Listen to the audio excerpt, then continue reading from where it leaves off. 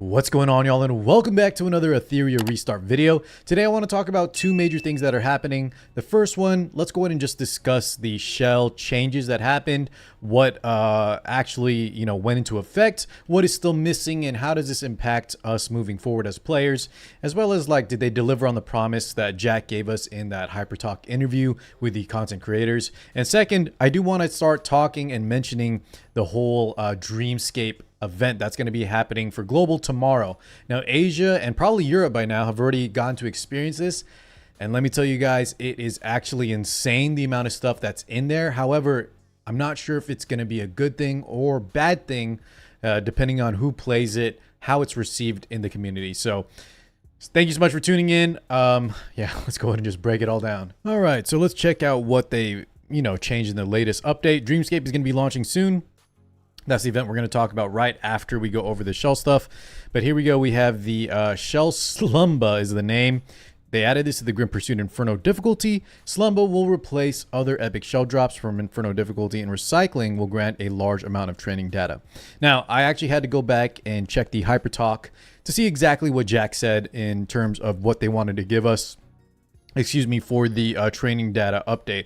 Essentially, the content creators on the HyperTalk interview we're telling Jack, we need more coins, we need more training data, and this was Jack's idea to improve shells. The first part of it was that he said they were going to double the training data given through the use of some kind of shell, some kind of epic shell that we could sell. So this is exactly what the Shell Slumba is. Now, he did say that, I think he maybe interpreted or thought that in-game that epic shells sell for, I think he said 10K, and then he's going to double it to 20K. Well, that was very off, and I'll show you what they actually sell for here in just a second as we break it down. But if we just take if we take its face value that he just wanted to double the amount of training data given from selling epic shells, then they 100% delivered on this topic. Now, I've seen a lot of people say it's not enough. I've seen people say, he lied and, 10K is not 20K. But in my eyes, I think he was just throwing out a number that he, I didn't know how much they sell for initially too. I just knew it was in the thousands. And I think he just more so meant that he wanted to double the amount. And if that's truly what he meant, that is actually what they delivered on. Now, there is a second part to this, but we'll circle back here in just a second. First, let's go jump in game, and I want to show you what this looks like exactly. All right, I've been farming Inferno Rango all day. I have all of this. This is the fruits of our hard labor. And if you haven't already seen that video, I made a guide for many different team comps for Inferno Rango Kutsu. If you want to check that out, they have no Lily, no Kloss, a bunch of different options, Yeli, D-Ting. Give it a look.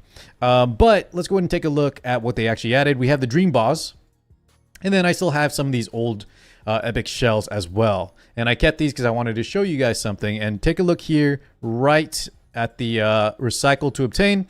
It says 4,000 training data and 1 to 4 reconfigure chips. Okay, so take note of that. And if I look at the Dream Ball that they added, that is 8,000 training data. So if once again we say that if we kind of take it as Jack said that we're going to get double the training data, then this is literally double the amount. So that part I'm very happy with. I think they delivered on that promise, and I'm okay with it. Now, in hindsight, if we take also what he said at literal value, they never mentioned anything about the reconfigured chips. And maybe when the content creators and the community brought forth that question, we forgot to bring this up. Now, I foresee a huge problem, guys, and that is that they did not double the amount of the reconfigured chips that you receive, and only doubled the training data. Now, don't get me wrong, that's a great change. More training data is going to be good. And that for a lot of players, when you're first starting out and building your first Mythic Inferno shells, training data is going to be more of a bottleneck. But once you guys, I'll go ahead and show here my total amount of shells for my units. Let's see, we have 1, 2, 3, 4, 5. How much is this in a row? 3, 7, 14, 21. I have about 23 shells of Inferno quality built. Not all of them are Inferno, but let's say Mythic, and I would say maybe half of them are Inferno, meaning 333. But long story short, if you guys are fishing for these passive effects, and especially if you're trying to get those Mythic passive effects too, then let's go ahead and just jump into one of my characters here that I'm building lately. By the way, keep an eye out for my PvP videos. I've been having a lot of fun. We're Mythic Arena Masters RTA. We're going to get Mythic there soon too, so just keep an eye out for that. But let's go ahead and look at the shell, and you'll notice something here, and that is I have 3.4 million training data. Very nice, right? But I am completely out of reconfigure chips. Now, of course, I'm going to get some more here when I sell those epic shells that I showed you in the inventory. But, right, you can already kind of tell that there's a crazy bottleneck for reconfigure chips. Now, when I was talking in my stream, a lot of people, I shouldn't say a lot, but most people were kind of with me saying they have a lot of training data, but they're starting to dwindle. However, there was still a good, a good amount of viewers that didn't have any reconfigured chip problems. They were completely fine. And if I had to guess, that's probably just they are a lot more frugal on in terms of like, you know, they get a yellow or epic passive and then they're fine with that. However, maybe some of you guys watching at home are like me and I really, really want to start getting those higher quality, those reds, those mythics, triple red if I can, passive effects, right? In terms of speed, crit chance, crit damage, damage here, attack percent here. You guys know what I'm talking about. So it might depend on that, but I do foresee a major issue because I'm already running out of reconfigured chips. And if they just give me more training data and not give me more reconfigured chips, then it's only going to get worse, right? The amount of this A to B is just gonna the chasm is gonna keep widening. Now, is that a big deal right now? Probably not. More training data. We're literally double the amount of training data we would have had previously. So that, once again, that is very nice. But I do hope, and I do think as a community, guys, keep this in mind. Even if you don't have reconfigured chip problems now, take my word for it, in a week, in a month, you might find yourself in a very similar scenario. So I think one of our next things, alongside like the coins, which we're going to talk about here in a second, should be to ask also for an increase on reconfig chips. Moving right along, I mentioned that there's a second half of the shell fixes that they promised us. And here we have the, I pulled up the HyperTalk interview featuring Jack and a bunch of the content creators. And I want you guys to listen here. Hopefully the volume sounds okay for y'all. But I want y'all to listen to what Jack says. And this is what we're still waiting on. Now, I couldn't find the Discord post, but my Twitch viewers were telling me that there was confirmation on the Discord from, I think, Chris up here. If I get that incorrect, sorry. And maybe he was one of the different Discord moderators. But they mentioned that this is in the works and they just need more time. I'll tell you what, or you'll hear what the second half of the proposed shell adjustments is. And then we'll talk about it right after. So pay attention. Let's listen to what Jack has to say. But of course, we will also check some other things like so RNG things, bad experience in a game like the, how to say, the Inferno shell drop. Of course, it's not good, looking very good right now. I saw some screenshots that they do a 5 round or 10 round. It's all gold. It's no red. Yep. I saw that. So we are already trying to figure out a kind of PDC system, like at least every 5 round or 4 round, you at least get 1 red. So it's not 10 round, you get nothing, right? Another thing is, everybody knows in Inferno, the gold one is already used. Okay, so now he's going to talk about what we already got, the training data with the gold or epic shells that they give us double. So if you notice what he said before, though, he's saying that, you know, players are reporting that you can get up to 10 runs of an Inferno and you get 0 mythics. He is trying to get that change, and that is the other proposed change that we're still waiting on. So don't go into this thinking that this is the entire shell adjustment system. We're still waiting on half of it. And the other half is that we're going to, not only do we get double the training data because we're going to sell those BA shells, whatever they're called, but we're also supposed to get at least, he said, here's his proposed change. Now, it may not be exactly this, but Jack said, you know, every 4 to 5 runs, you're guaranteed at least 1 mythic shell, right? There's a pity system. Now you might get more, but at very minimum, every 4 to 5 runs, you'll get a mythic shell, or essentially you will get 2.5 mythic shells every 10 runs at minimum. Probably closer to 2 if I had to guess what they're actually going to give us. Now that is going to be extremely huge, and that combined with the double training data, I think we're going to be in a great spot for shells. Okay, so wait on that. My only minor tidbit, or my minor critique, once again, is that reconfigured chips are going to be a problem, especially when we're fishing hardcore for those endgame red mythic passes. But for now, I really like the shell system, assuming they will give us this second half. Okay. All right, let's go ahead and talk about coins briefly. So first off, big shout out to both my Twitch and YouTube viewers, especially those of you on Asia server today during the live stream. They were giving us real up-to-date, you know, first-hand accounting of what's actually happening in this Dreamscape event. Because over us on those of us over on Global, we still haven't experienced it, and I'll have to do it tomorrow. But if you guys want to tune in live, we'll go ahead and check this out together. But I've seen a lot.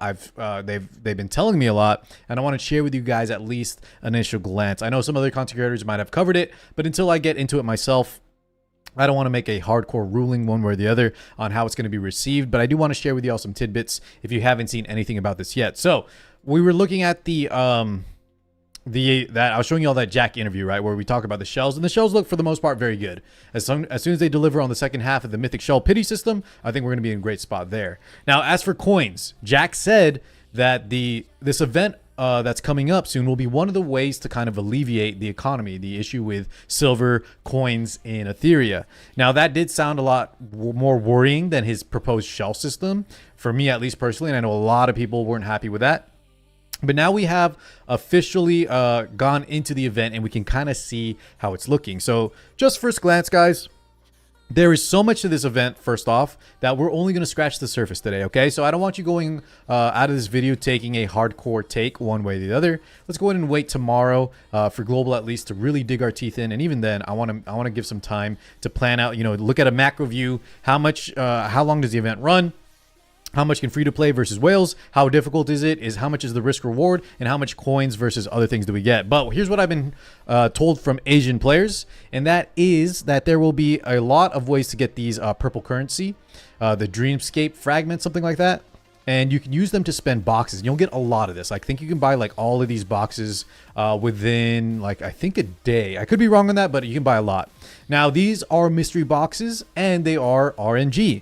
Okay, welcome to Gacha Games. So this Dream Lattice mystery box looks like one of the best, right? Now, unfortunately, though, you aren't going to get Dream Fragments every time. You will be, though, when you miss out on the lattices, you'll be getting a lot of Etheria coins. And I think that is kind of what Jack was implying, that these events will have a lot of coins just in general. Now, is that going to be enough to fix the entire ecosystem, the economy that players are experiencing in Etheria? I have no clue. It probably will have to wait to see, not just after tomorrow, but, a few runs of this to see how we feel after that. But I want you guys to at least to go in tomorrow with the understanding that, yes, even though these are RNG and it kind of feels terrible when you don't hit the jackpot on getting the lattices, you will be receiving a lot of coins. And that is one of the proposed systems that is supposed to, give us more just currency in the game. Now, there are other things that you can get in this event. That's not really the purpose of this video, but I just wanted to show you all a sneak peek if you haven't seen this from someone else. But you will be getting these, and these are guaranteed.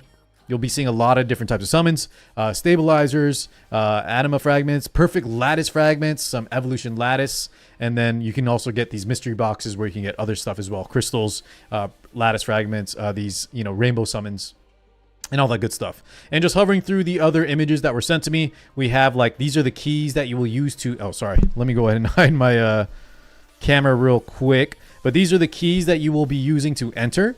And just so y'all know, guys, free-to-plays will have like 3 to 4 entering, and whales can buy extra with Hydra Crystals.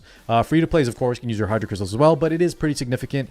I believe it's like 300 per key. So free-to-plays may want to just keep the, the 3 that are given, and I believe you get 1 more just right here.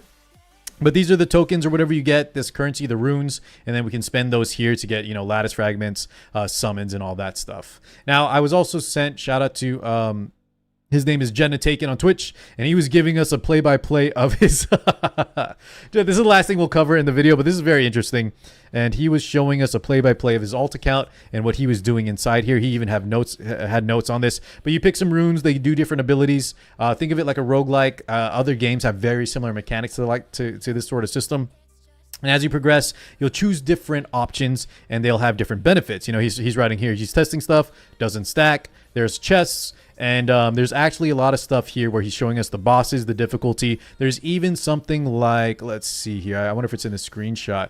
It may not be in this one, but there is an Inferno and Abyss mode. So this is going to get very, very difficult. However, on his alt account, which he said was not very strong, he was still able to do a lot of the content. You just got to choose the easier options. So there's going to be a lot of difficult content. There's going to be a lot. Look how much currency he's getting here alongside some extra coins. And then we can spend this currency to buy those boxes. Then we can also get the, the guaranteed loot right here. So overall, it's going to be a very, very nice event. I'm just very worried that players are going to go into it because it's very complicated. They're either going to risk too much. And I don't think I have the screenshot here, but essentially you can gamble away of a huge majority of your fragments. This image right here, you can gamble like 5,000 of this away to either double it or lose it all. So I think accountability is a big issue in video games in general.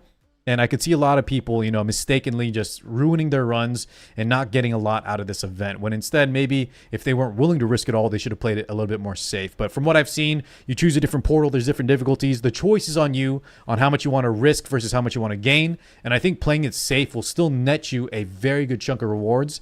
And overall, just from gathering all the intel, it seems like there's enough content for both newer players and for the very end game players too. It seems like it can ramp up very, very high in difficulty. So yeah, just tune in tomorrow's live stream, guys. We're going to go ahead and check it out all together.